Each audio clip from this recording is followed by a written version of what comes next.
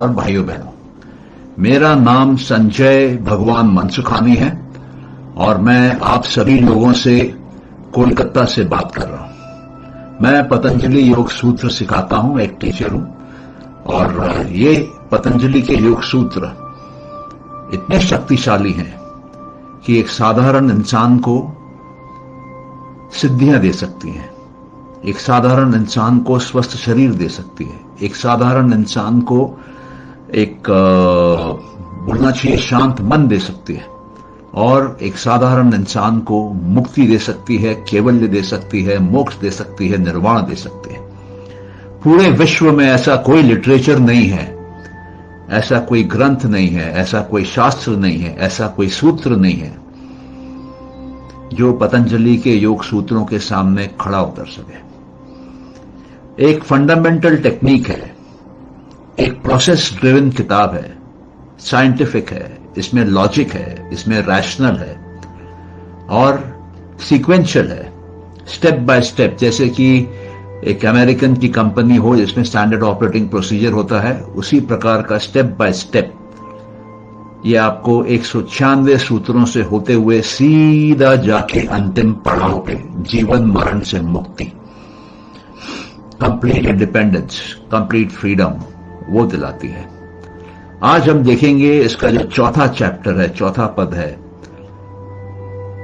मुक्ति का, कैवल्य का, मोक्ष का, निर्वाण का, लिबरेशन का, फ्रीडम का, वो क्या है। और उसका पहला सूत्र यह बोलता है कि सिद्धियां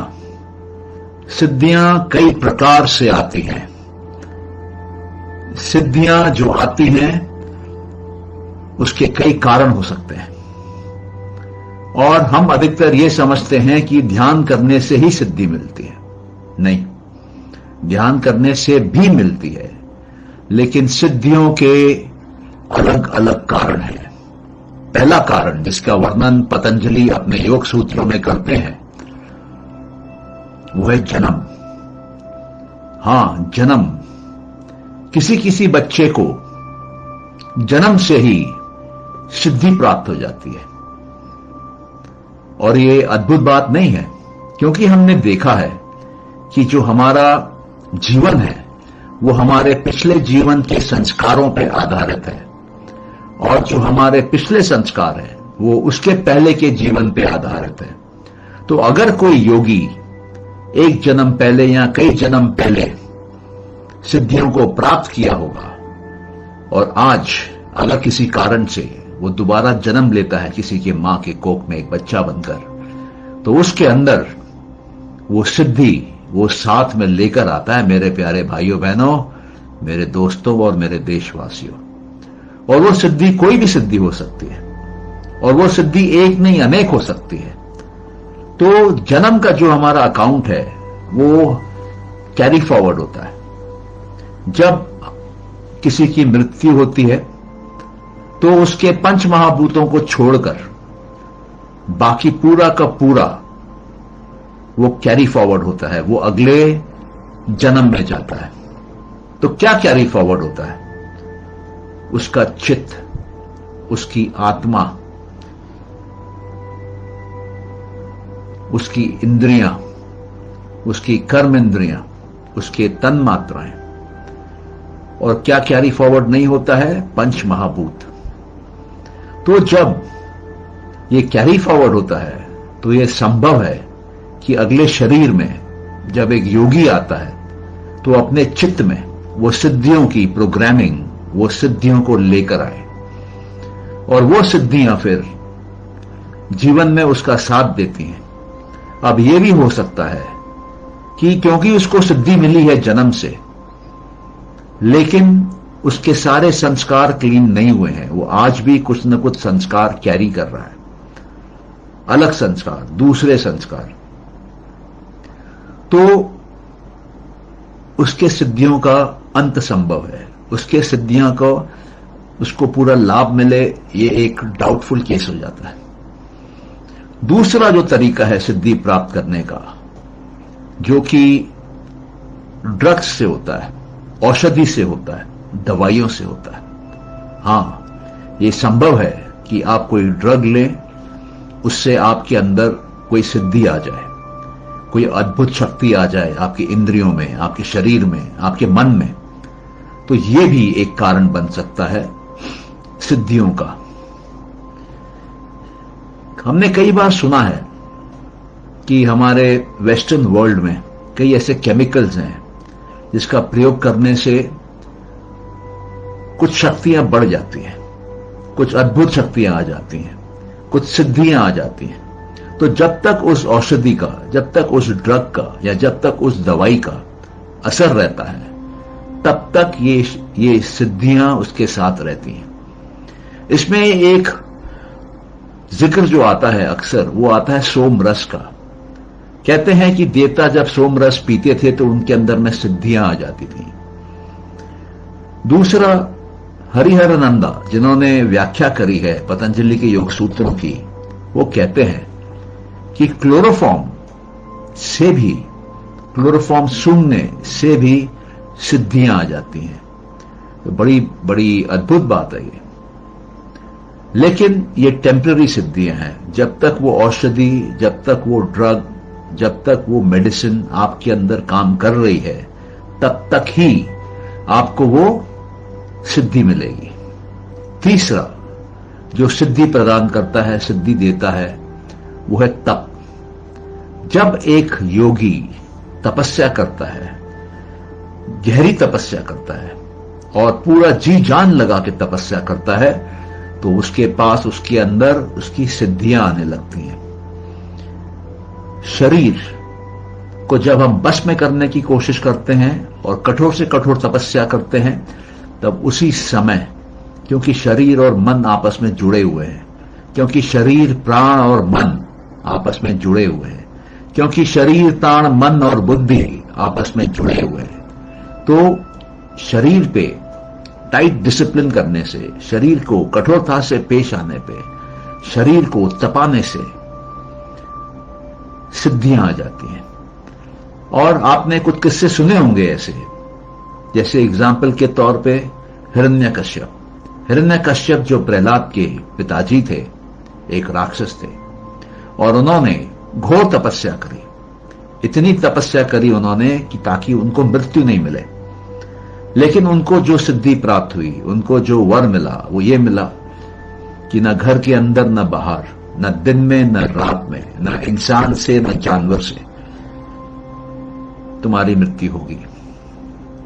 लेकिन जब प्रहलाद को ललकारते हैं और जब वो उस खंबे को अपना पैर मारते हैं कि दिखाओ इसके अंदर ईश्वर कहां है, तब नरसिंह अवतार निकलकर बाहर आते हैं और उसका वध कर देते हैं, उसको खत्म कर देते हैं।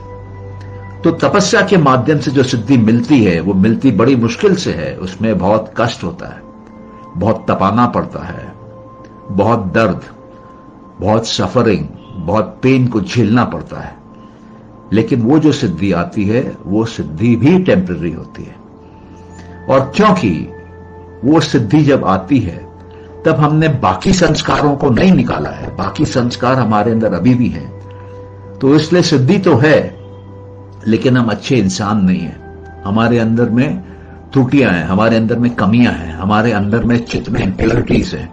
तो ये जो इंप्योरिटी वाले जो संस्कार हैं, उनका जब समय आता है तो वो खड़े हो जाते हैं और वो उस प्रकार के कर्म करते हैं जिससे कि वो तपस्वी को कष्ट होता है, तपस्वी की मृत्यु भी हो सकती है। जिस प्रकार से हमने हिरण्यकश्यप की कहानी में देखा, ढेर सारी तपस्या करने के बाद उनको जाके वो वरदान मिला, लेकिन उस वरदान से क्या हुआ, उन्हीं की मृत्यु हो गई। और एक और साधन है जिससे कि सिद्धियां प्राप्त होती हैं, वो है मंत्र, मंत्रों का जाप। हम हिंदुस्तान में कई मंत्रों का प्रयोग करते हैं, तो जब हम मंत्र का जाप कंटिन्यूअसली करते हैं, बिना ब्रेक के करते हैं, लॉन्ग पीरियड्स के लिए करते हैं, हजारों लाखों बार करते हैं, पूरे भाव के साथ करते हैं, पूरे मन को उस पर लगाकर करते हैं, तो क्या होता है, वो मंत्र के साथ जुड़े हुए शब्दों का जो मायने है, जो मीनिंग है, वो हमारे अंदर जागृत हो जाते हैं। वो मंत्रों के जो शब्द है, उसका जो अर्थ है, वो हमारे चित्त में जाके घर कर लेते हैं और वहां पे जाके वो संस्कार पैदा होते हैं जो कि उन शब्दों के अनुसार हैं। और जब वो संस्कार पैदा होते हैं तो वो संस्कार क्या करते हैं, वो संस्कार मंत्रों के जाप से बार बार बार बार वो वासना बनती है, और जो वासना बनती है उस पे और जब मंत्रों का जाप होता है तो वो बार बार बार बार हमारे अंदर एक संकल्प की ताकत पैदा कर देती है।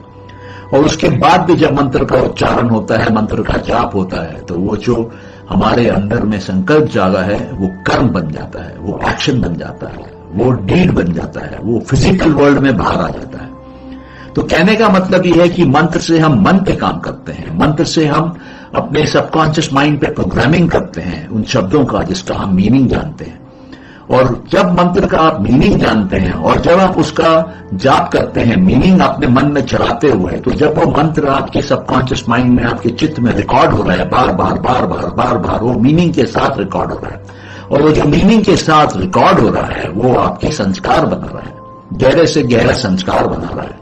और जब गहरे से गहरा संस्कार बनने लगता है तब वासना, फिर संकल्प और फिर कर्म, और ये जो कर्म होते हैं वो कर्म और संस्कार पैदा करते हैं, वो कर्म और वासनाएं पैदा करती हैं, और संकल्प और कर्म। तो मंत्रों का जो इफेक्ट होता है वो मल्टीप्लाई होता रहता है, बढ़ता रहता है जैसे जैसे हम जाप करते हैं। इसलिए मंत्रों का जाप एक बार अगर आप शुरू करते हैं तो आपको सदा के लिए करना है, जीवन भर के लिए करना है। इसलिए जब मंत्र को चुनते हैं सोच समझ के मंत्र चुनिए, जितना सरल मंत्र आप चुन पाएंगे उतना बढ़िया है। सबसे शक्तिशाली मंत्र भारत में जो है वो है ओम का। ओम वो मंत्र है जो कि ईश्वर को रिप्रेजेंट करता है, ईश्वर का सिंबल है। ओम वो मंत्र है जिसमें ब्रह्मा है, विष्णु है, महेश है। ओम वो मंत्र है जिसमें रजस है, सत्व है, तमस है, प्रकृति भी है उसमें।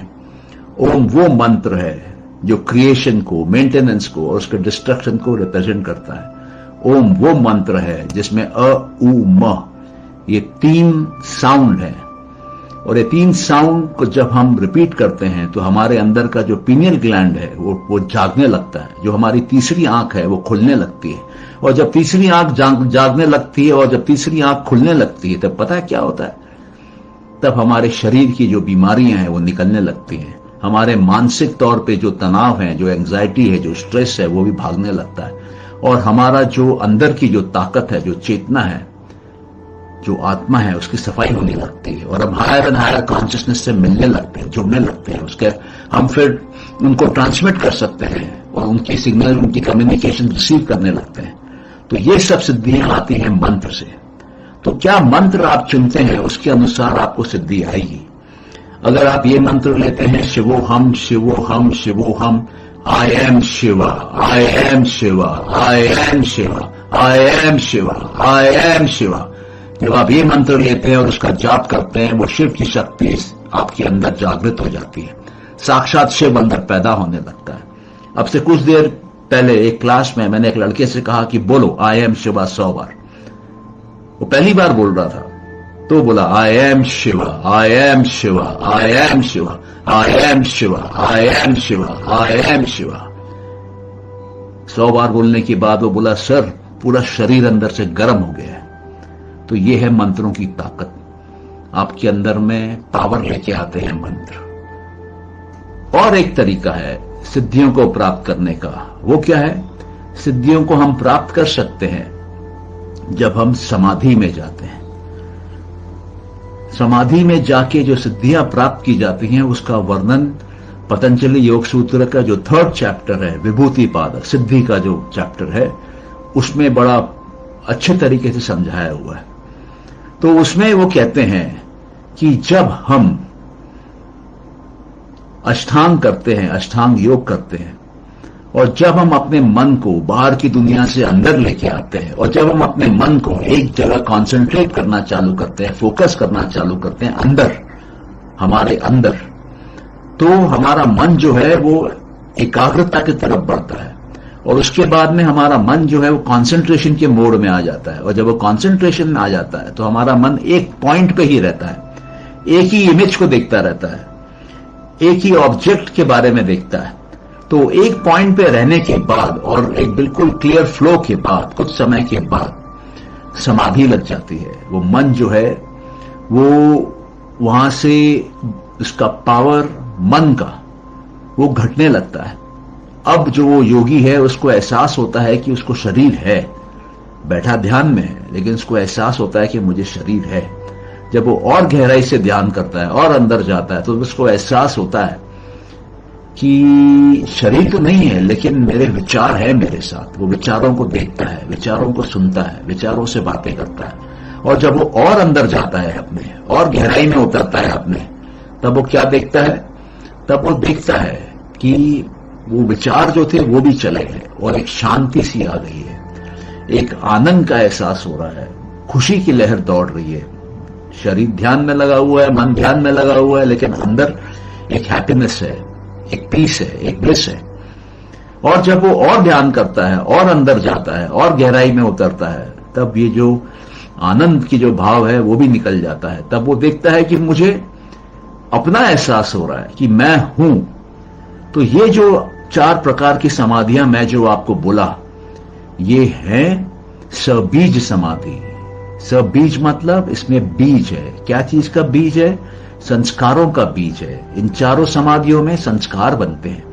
मन है यहां पर, वो रिकॉर्डिंग कर रहा है और वो संस्कार बन रहे हैं। तो जब संस्कार बन रहे हैं तो क्या होगा? उनके कर्म भी बनेंगे। तो है वो समाधि, लेकिन सबीज समाधि है, वहां संस्कार बनते हैं। जब इसी प्रक्रिया को वो और आगे बढ़ाता है और धैर्य के साथ, वीर्य के साथ, लगन के साथ जब वो समाधि में लगा रहता है, हिम्मत करके, तब वो देखता है कि एक अजीब सी घटना घटती है, एक अद्भुत सा उसको एहसास होने लगता है। वो अपने आप को नहीं पाता कहीं, वो उसको लगता है कि वही गायब हो गया, उसका मन गायब हो जाता है। जब उसका मन गायब हो जाता है तब उसको ये नहीं पता रहता है कि वो कौन है, वो कहां है, वो क्या है, समय क्या है। और जिस चीज के बारे में वो ध्यान लगाए हुए था, वो चीज भी उसको अब याद नहीं आती है कि उसकी नाम क्या है, उसका वर्णन क्या है। तो ये समाधि जो है, जिसमें मन निकल जाता है बाहर, इसको बोलते हैं निर्बीज समाधि। ये वो समाधि है जिसको निर्विकल्प समाधि भी बोलते हैं। ये वो समाधि है जिसको असंप्रज्ञित समाधि भी बोलते हैं। तो यहां पर मन निकल जाता है। तो जब हम ये 3 एक साथ करते हैं, कंसंट्रेशन, मेडिटेशन और समाधि, तो इन तीनों को कॉन्स्टेंटली एक साथ करना, एक जगह पर करना, कुछ शॉर्ट ड्यूरेशन के अंदर करना, इसको समयम बोलते हैं। और जब समयम होता है तब एक योगी जिस वस्तु को भी देख रहा होता है उसके गहराइयों में अंदर घुस जाता है। उसको वो कुछ दिखने लगता है जो औरों को नहीं दिखता है। उसको वो शक्ति, पावर आने लगती है उन वस्तुओं के ऊपर जो औरों को नहीं आती है। और उस समय जो एबिलिटी जागती है अंदर, उसको प्रज्ञा बोलते हैं, उसको इंट्यूशन बोलते हैं। अब उसका जो ज्ञान है वो अंदर से आ रहा है। बाकी समय उसका ज्ञान इंद्रियों से आ रहा था, बाहर की दुनिया से आ रहा था।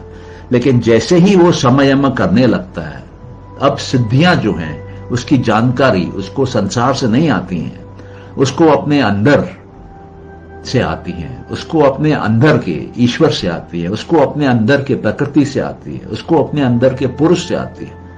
तो वो कारणों से आने लगती है जो बाहर संसार में नहीं है। और उसके इंट्यूशन की एबिलिटी से वो देख लेता है, वो समझ लेता है जो कई दूसरा आदमी सोच भी नहीं सकता, समझ भी नहीं सकता। तो उसको वो शक्ति, वो पावर जो आ जाती है, उसको सिद्धि बोलते हैं। और इससे वो उस वस्तु को अपने बस में कर लेता है, उस ऑब्जेक्ट को वो अपने बस में कर लेता है। तो मेरे प्यारे भाइयों बहनों, ये जो सिद्धि है समाधि वाली, ये सबसे बढ़िया सिद्धि है। क्यों? क्योंकि इसमें वो अंतिम समाधि जो है, निर्भीत समाधि, वो तब लगती है जब आपका मन नहीं है। वो निर्भीत समाधि तब लगती है जब कोई संस्कार नहीं है, कोई पास्ट की रिकॉर्डिंग नहीं है, पूरा का पूरा स्लेट साफ हो गया है, क्लीन हो गया है, कोई नया कर्म बनेगा नहीं अभी। तो ये समाधि में जो योगी है वो हाईएस्ट पॉसिबल स्टेट में पहुंच जाता है और वो मुक्त हो जाता है, वो बंधन से बच जाता है, उसको सर्व ज्ञान मिल जाता है, उसको सर्व शक्ति मिल जाती है, जिसको फिर वो छोड़ के धर्म में एक समाधि में जाता है। धर्म में एक समाधि वो समाधि है जिसमें उसके अंदर के जो वर्च्यूज हैं, जो गुण हैं, उसका बादल छा जाता है उसके आसपास। उससे उच्चतम कोई मनुष्य नहीं रहता है फिर धरती पर। और उस समय जब धर्म में एक समाधि लगती है तब 100% वैराग्य होता है। तब कोई अटैचमेंट नहीं होता, 100% डिटैचमेंट होता है। और उस 100% डिटैचमेंट के स्टेट में वो योगी धीरे धीरे कैवल्य में चला जाता है, एब्सोल्यूट इंडिपेंडेंस में चला जाता है, लिबरेशन में चला जाता है, मुक्ति प्राप्त कर लेता है, मोक्ष प्राप्त कर लेता है और अपने आप को इस जगत से अलग कर लेता है, जीवन मृत्यु के चक्कर से मुक्त हो जाता है, 84 लाख योनियों में फिर लौट कर नहीं आता है। वो आप मान के चलिए कि बंदा अमर हो जाता है बिना कोई दिक्कत के। प्रकृति उसको कुछ छेड़ती नहीं है, प्रकृति उससे दूर रहती है और वो भी रहता है, प्रकृति भी रहती है और ईश्वर रहता है। बाकी जितना कुछ भी प्रकृति से निकला हुआ रहता है, महत, बुद्धि, अहंकार, मन, ज्ञान इंद्रियां, कर्म इंद्रियां, तन्मात्राएं और आपके पंच महाभूत, सारे के सारे जो प्रकृति है वो समेट के अपने अंदर ले जाती है और अपने आप को एक स्थिर अवस्था में लाके खड़ी कर देती है। और फिर प्रकृति इनफाइनाइट है, पुरुष इनफाइनाइट है, प्रकृति इटर्नल है, पुरुष इटर्नल है, प्रकृति चेंजिंग है और पुरुष नॉन चेंजिंग है। आत्मा में कोई बदलाव नहीं आता, सोल में कोई बदलाव नहीं आता। तो इसी के प्रकार से वो जो प्रकृति है सबको अंदर ले लेती है और अंदर लेने के बाद अपने अंदर रजस, सत्व और तमस, इन तीनों को बैलेंस आउट कर लेती है। और जब ये तीनों बैलेंस आउट हो जाते हैं तब प्रकृति शांत अपने ओरिजिनल अवस्था में चली जाती है।